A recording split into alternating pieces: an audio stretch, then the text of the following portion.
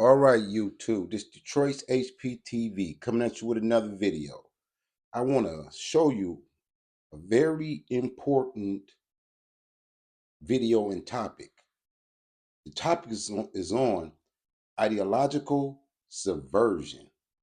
You know, the left continuously talks about people colluding with Russia. That's what they hurl as an insult against their enemies. But once you see this video I'm going to show you and see the 4 stages of ideological subversion, you can come to your own conclusions about what's going on in this country, what you see on these college campuses, what you see in government, what you see in your neighborhood, what you see in your community, what you even see in your own children. It's for fair usage under the 1976 Copyright Act for education, commentary, and dialogue. Check out this video and listen carefully to it. Bezmenov. Mr. Bezmenov was born in 1939 in a suburb of Moscow. He was the son of a high-ranking Soviet Army officer. He was educated in the elite schools inside the Soviet Union and became an expert in Indian culture and Indian languages. He had an outstanding career with Novosti, which was and still is, I should say, the press arm or the press agency of the Soviet Union. It turns out that this is also a front for the KGB. He escaped to the West in 1970 after becoming totally disgusted with the Soviet system, and he did this at great risk to his life. He certainly is one of the world's outstanding experts on the subject of Soviet propaganda and disinformation and active measures. Well, you spoke several times before about ideological subversion. That is a phrase that I'm afraid some Americans don't fully understand. When the Soviets use the phrase ideological subversion, what do they mean by it? Ideological subversion is the slow process which we call either ideological subversion or active measures, активные мероприятия in the language of the KGB, or psychological warfare. What it basically means is to change the perception of reality of every American. I want to stop there and give you a commentary. You see how he said ideological subversion, and then he says it's called active measures, and then he breaks it down that it's really psychological warfare. That's an interesting term, psychological warfare. Continue to listen.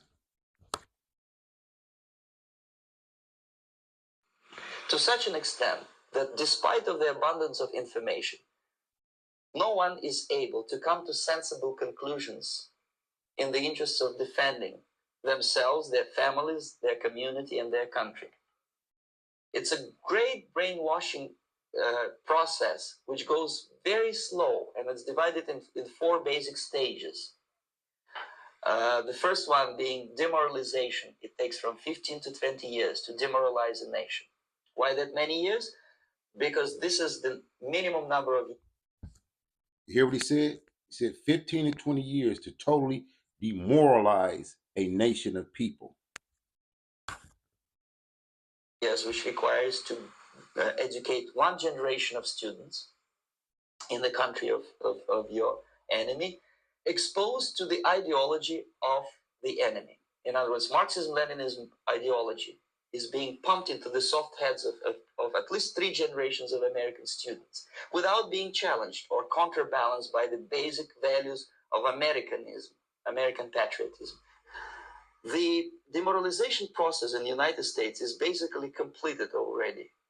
For the last 25 years, actually it's overfulfilled, because demoralization now reaches such areas where previously not even Comrade Andropov and all his experts would even dream of such a tremendous success.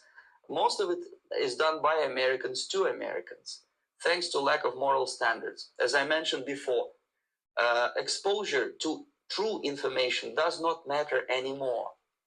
A person who was demoralized is unable to assess true information. The facts tell nothing to him. Even if I shower him with information, with authentic proof, with documents, with pictures.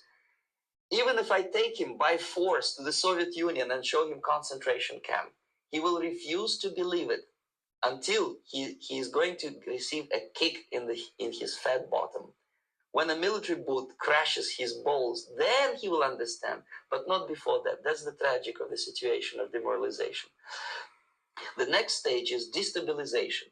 This time, subverter does not care about your ideas and the patterns of your consumption. Whether you eat junk food and get fat and flabby, it doesn't matter anymore.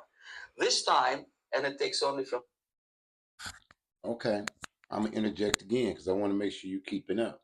He said the first stage is demoralization, where you have no morals anymore. You don't live by any codes or ethics or anything of that nature.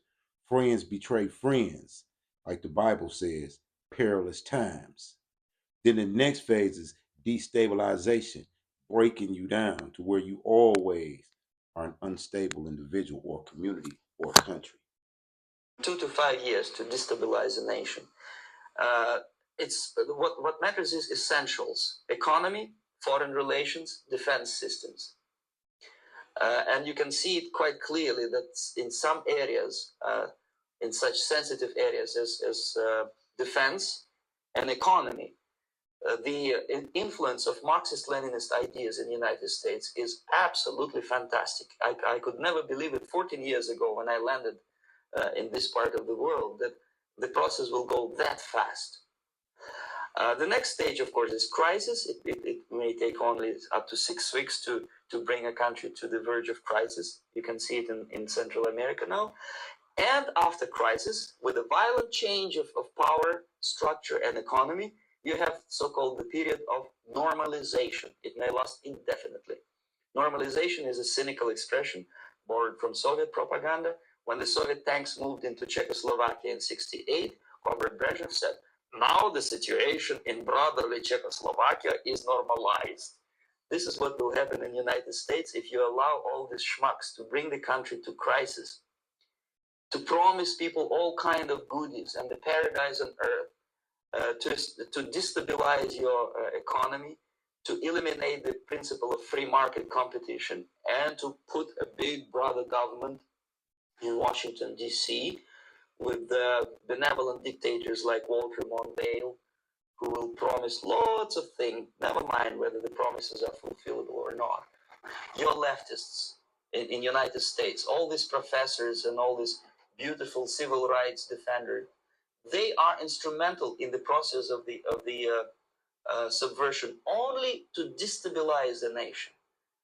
When their job is completed, they are not needed anymore. They know too much. Some of them, when they get disillusioned, when they see that Marxist-Leninists come to power, obviously they get offended.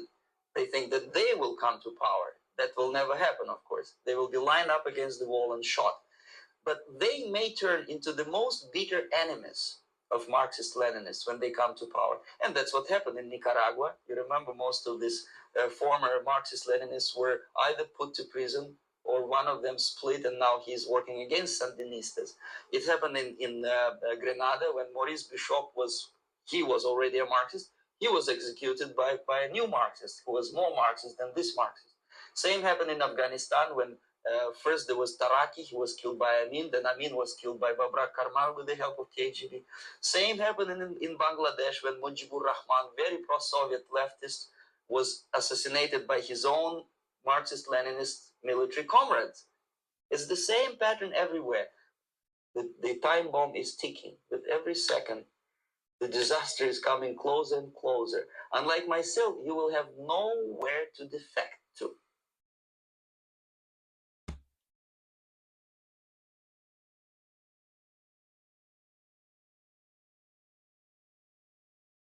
I'm going to let that sink in for a minute. Because the left is always saying somebody is colluding with Russia or under Russia influence. They call people bots, discredit people, undermine the stability of people and the nation. I want you to ask yourself, is this what you see going on? Take a good look at what you see and ask yourself, are you being attacked through psychological warfare and being ideologically subverted and broken down? Tell me what you think in the chats, in the comments. I'm going to end on that note and let it all sink in. It's Detroit's HPTV. Signing to you out of Detroit. Keep your head on a swivel and salute to all patriots. Like, share, and subscribe. Make sure y'all share this video. Peace.